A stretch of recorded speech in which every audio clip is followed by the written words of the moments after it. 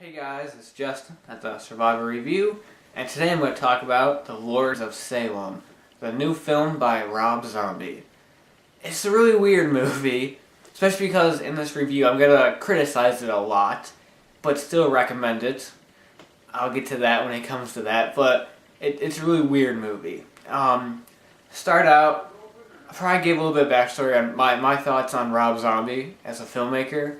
Out of the first 4 movies he's directed, we'll start out with House of a Thousand Corpses. I only seen that once, and when I saw it, I didn't really like it at all. I don't remember why. It's been a while, but it's one of those movies that's on my eventual list of movies I want to rewatch because it wasn't awful, but I didn't really care for it. After that was a sequel to House of a Thousand Corpses, The Devil's Rejects. I love that movie. That movie is awesome. I say it's like a modern horror masterpiece and one of the best horror movies of the 2000s. Definitely, it's an awesome movie. And then after that is Halloween. We'll start out by saying my third favorite movie of all time is John Carpenter's Halloween. So, I hate this movie. I really don't like his remake. Is just, oh god, they screwed up so much. Really bad movie. The sequel, Halloween 2, I've only seen it once. Same with House of a Thousand Corpses. It's a movie I might want to rewatch at some point. I only saw it once back when it first came out in theaters, and that was like 2009, I think. So it's been a while. From what I remember, I liked it better than the first one because it wasn't like a remake. It was really interesting. It was an intriguing movie. It was really stylish, really cool at moments, but still wasn't really good. So out of his first 4 movies, only one that's good. So I respect the guy. I'm not big into music, so I can't really say much about his music. But as a filmmaker, he's a good director, and he knows what he's doing when it comes to directing movies. Writing, not so much, but when it comes to directing, he's good. And even his remake of Halloween, I will give it props because he put effort into it. Effort into writing a script. Compared to Nightmare on Elm Street or Friday the 13th and all those other remakes, they're just really obvious, quick cash grabs. They just quickly put together a script and hire cast and film. Whereas this one, you can tell that he put some effort into writing it. Yeah, it was terrible, but there was some effort. So I give it that. So I was definitely intrigued when he announced Lords of Salem, because I wanted to see him go back to more original horror, not any of that remake. Because I remember hearing rumors he was attached to the Blob remake and stuff like that. So I was like, just do original stuff. You did pretty good with Devil's Rejects. So I was intrigued from the start. And after finally seeing the movie, I'll have to say, I would say it's his second best movie. Now that may change if I rewatch House of a Thousand Corpses. I might like it more, but as it stands right now, it's his second best movie. But still a big notch down from Devil's Rejects. Devil's Rejects is still high up here, and that's Lords of Salem is down more. But I would say it's his best film since Devil's Rejects. So, get into the plot a little bit. The plot revolves around this radio DJ, played by Sherry Moon Zombie, Rob Zombie's wife. And she gets sent this record. And it's by this band called The Lords, they haven't heard of. And it plays this really weird, song. And after that, it kind of unleashes this, evil. One of the things that's not really explained. And it unleashes, this evil, and just a ton of crazy stuff happens, basically. So, the acting. Sherry Moon Zombie, everybody says she's an awful actress and she's terrible. I never had too big of a problem with her. I always thought she was just okay.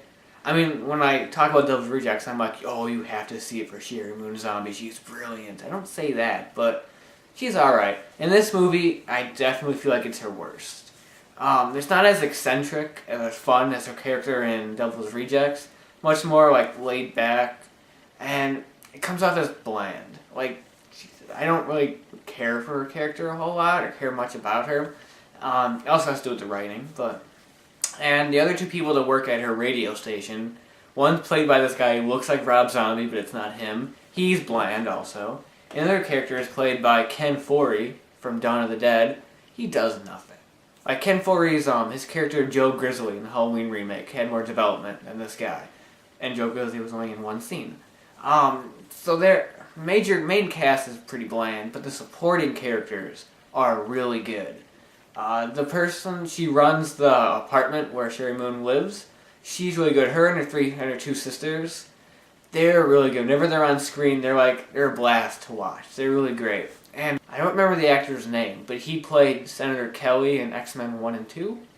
He's really good too. He's probably my favorite character in the movie. Whenever he was on screen, I was interested in what he was doing and what stuff was going on. So I liked him. So the supporting cast works. The main cast, not really. So let's get down to the major flaw of this movie. I always say this, Rob Zombie is a very good director.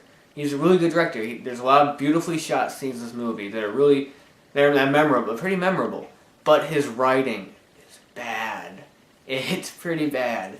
And that's really evident in the Halloween movies, and much more in this one. It's going to be kind of hard to explain, but the movie's kind of like The Shining, where there's just all these really strange things happening with no real explanation to them. But I hope this makes sense. In Shining, there's not much context around what happens in this. Like in Shining, when stuff happens, you're like, oh, it's because either, the hotel's haunted, or Jack Nicholson is crazy. It's one of those. It's ambiguous, we don't know. And this one's kind of just like, wait, was the record the thing that unleashed the forces? What is this for? So these are the witches from the Salem witch trials. They're coming back now. Were they already there? It's like the evil force is already there. Like, it's just a lot of stuff happening. It feels like Rob Zombie did that as kind of an excuse to not write a fully developed script. And that's what it feels like. There's a lot of crazy stuff that happens in this movie, and it's insane. But you're just kind of like, it's just happening. And it's hard to explain, but you feel like you're missing something there.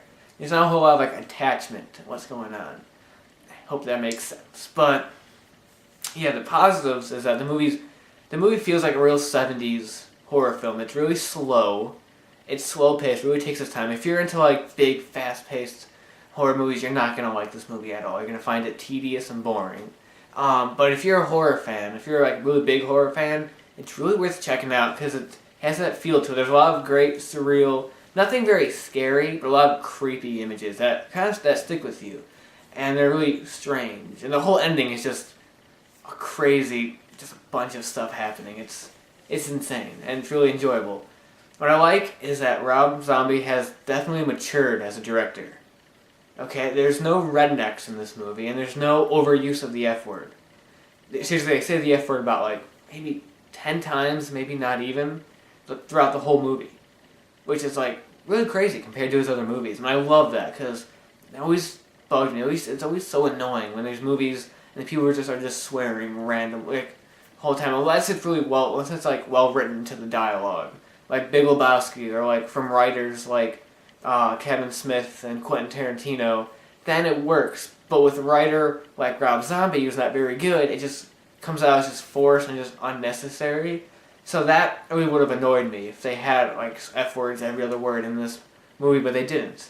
I was 40 minutes in, and I'm just they've only said the F word 2 or 3 times. I swear, good job, Rob Zombie. You've matured. Thank you. And so I like that. It's a different movie. It's not your average Rob Zombie movie. And I thought that was really cool. Really cool for him to try to do something different, which for the most part I thought worked. It's a really intriguing movie that has images that stick with you. But like I said, the story is the major flaw. No real interesting characters at all. The only characters I can remember, like I said, are the 3 sisters. They're probably the best characters ever. But there's a lot of creepy imagery and a lot of cool scenes.